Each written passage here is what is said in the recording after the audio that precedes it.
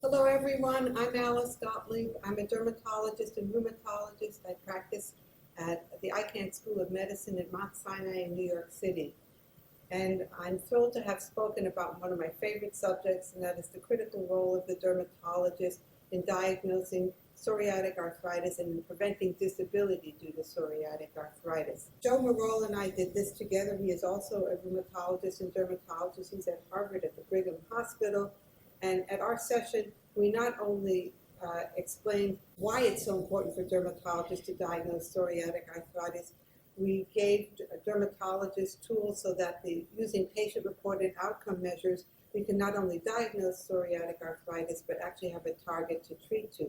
And all of this work is done by the patient, not the doctor. We also at our session described some cases which provided management challenges, and the audience participated in deciding what diagnoses and what treatments would be best for these patients.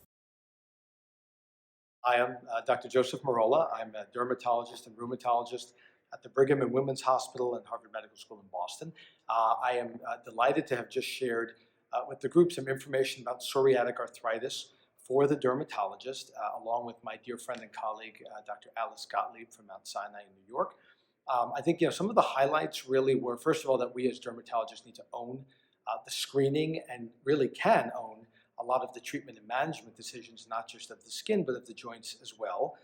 To facilitate that, really can take the burden off of the office, off of us, even as the providers, and have the patients complete a variety of validated questionnaires, including, for example, the PEST screening tool, followed by what is a musculoskeletal symptoms and impact measure called the PSED. It can be done easily in the office while the patient's waiting for the provider, or in advance of a visit, for example. And it really gives us a lot of information to be able to decide on the best treatment approach for a patient, not just for their skin, but potentially for their joint disease as well, to prevent damage, to preserve function, and really maximize quality of life. So I was really thrilled to be able to share some of that information today at the amazing winter clinical meeting taking place here in Kauai. So thank you so much.